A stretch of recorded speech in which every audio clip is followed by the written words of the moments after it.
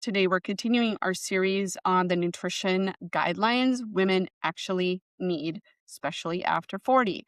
And today, we're talking about gut health. And this is one of my most favorite topics. I work with this all the time, and people get so much good information when they finally figure out what their gut is doing. Now, when most people think about gut health, though, they're immediately thinking about digestion, like bloating, constipation, acid reflux, food sensitivities, and just stomach pains or stomach discomfort. Yet the gut health absolutely affects digestion, but it affects so many other things and has so much influence on things like your hormones, your metabolism, inflammation, your immune function, how much you feel energy, skin health, your mood, and your brain function. This can also contribute to your weight regulation if your gut health is impaired.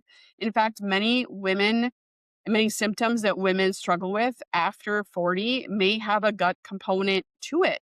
They just don't know it because some of the symptoms they've had for so long, they just think they're normal and just the way their body is. But this is not how we need to do this. We cannot normalize these symptoms any longer. We tend to normalize things like bloating after meals, constipation, feeling overly full, irregular bowel movements, fatigue after eating, chronic inflammation, our flare ups in our skin, our brain fog, often attributed to just hormonal things or aging. And if you tend to feel like you're more sensitive to more foods, this is a sign. This isn't just a normal gut thing. This is something you need to listen to. These are signs of the digestive system needing some more support. And one of the biggest misconceptions I see online is the idea that gut health is just about taking a probiotic or maybe even a digestive enzyme. It is far more than that. While probiotics can be helpful, and same with digestive enzymes, the gut health is much more complex than that because the digestive system is responsible for breaking down your food, absorbing the nutrients, supporting the immune system, regulating your inflammation, helping with detoxification, and communicating with the brain. Your gut is considered your second brain, and this also helps to communicate with your hormones.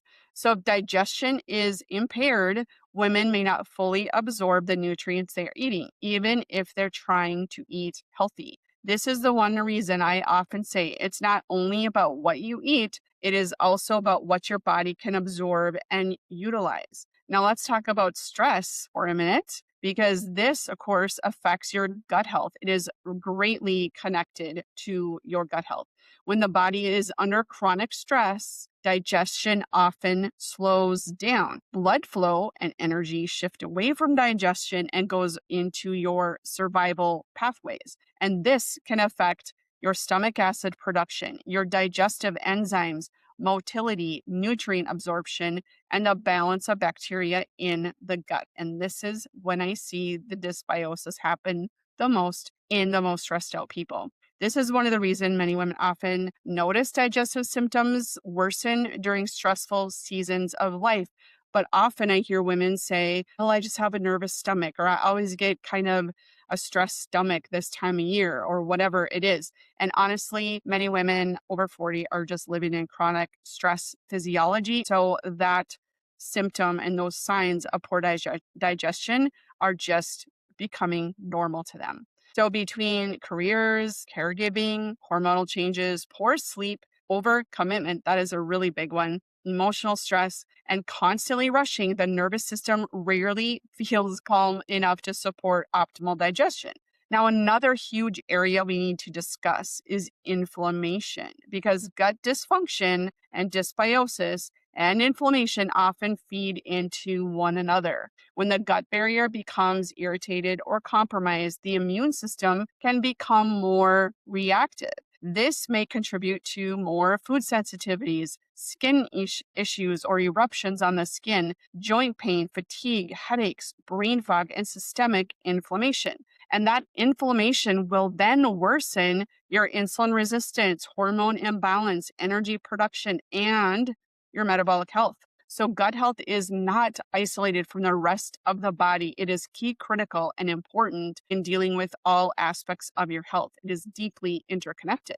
Now let's talk about hormones because this is especially important for women over 40. The gut microbiome helps influence estrogen metabolism. Yes, you heard that right. The gut health can affect how estrogen is processed and eliminated from the body. If digestion and elimination are sluggish, estrogen metabolites may recirculate differently, and this can contribute to symptoms like PMS, breast tenderness, bloating, heavy, uncomfortable cycles, headaches, or just feeling hormonally off. This is one reason constipation is not something we should simply ignore and just kind of write off as just our normal. Regular bowel movements matter for detoxification and hormone balance. And I also want to address something I see constantly: women trying to eat healthy while their digestion is struggling. For example, eating large raw salads daily, forcing high fiber foods, drinking tons of smoothies, or loading up on, healthy green washed foods while their gut is already inflamed or overwhelmed. Sometimes the gut will actually get worse under these circumstances when we think we're doing things that are healthy for us. Because gut health is not a one size fits all, some women may temporarily realize and understand that we have to change things up a little bit. We may temporarily only able to eat cooked foods or simpler meals, balanced protein shakes, or lower inflammatory foods. And one note on the protein shake thing, I often recommend people take protein shakes in if they're good quality protein shake to use temporarily just to get the nutrients in and simplify their diet and their digestion. We do not want to rely on protein shakes all the time in general, but for sure we need to be mindful of the quality of the protein shakes that we are consuming. So don't just buy random sources of protein shakes. That is usually not that great for your gut. Be careful with that. So this is something that is necessary to do as far as those simpler foods and cooked foods while the gut heals. This is why I do not like rigid nutrition rules. Context matters. Now, fiber is important, and plants are important, and diversity in the diet is extremely important for your overall gut health. But sometimes it takes a moment to get there where you can incorporate those types of things. Forcing huge amounts of fiber into your stressed digestive system isn't going to solve the problem. Sometimes we need to support the digestion itself, the absorption. We need to regulate our nervous system. We need to tamp down the inflammation and meal balance first.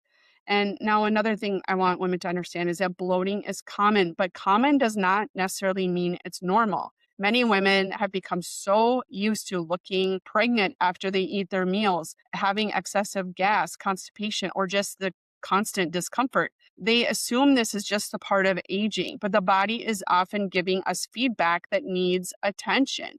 And sometimes women are shocked how much their energy is affected, how their mood is affected, skin, sleep, and their inflammation will improve when we start listening to the body and helping our digestion. When the gut function improves, all of those things start to resolve.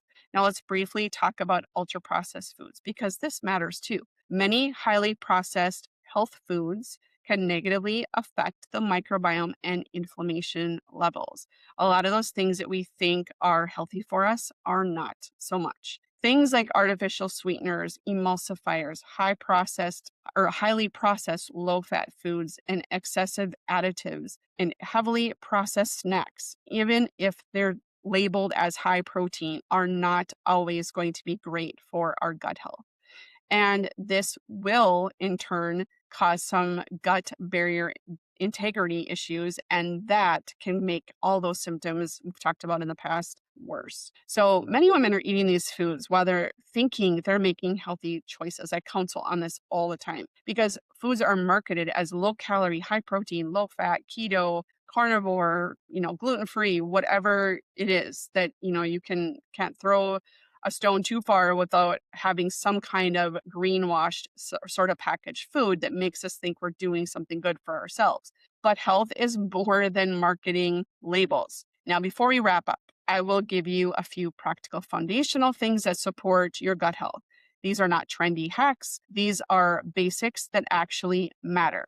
Things like eating enough protein regularly, chewing your food thoroughly. Do not chew in a rush and shovel food down and go on your way. Slowing down your meals, improving your sleep, reducing chronic stress as best as you can, supporting regular bowel movements, eating balanced meals, proteins, fats, and fibers, staying hydrated. Walking is amazing for your gut health, and reducing ultra processed food intake are going to be key critical to improving that gut health.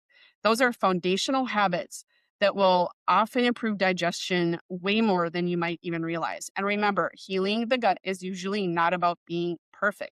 It is about reducing stress on the body while improving your nourishment and the resilience over time. All right, thanks for listening to today's episode. If this episode resonated with you, share it with someone else who may need this conversation, because so many women are struggling with gut symptoms without even realizing how they are connected to the digestive system, to your overall health.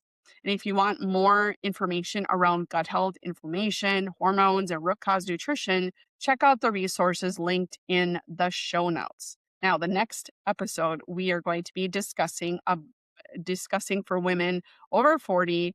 We need more muscle, not more cardio. And honestly, this is going to be really important. It can change the way you think about exercise and metabolism after 40, and you should tune in. I will see you next time.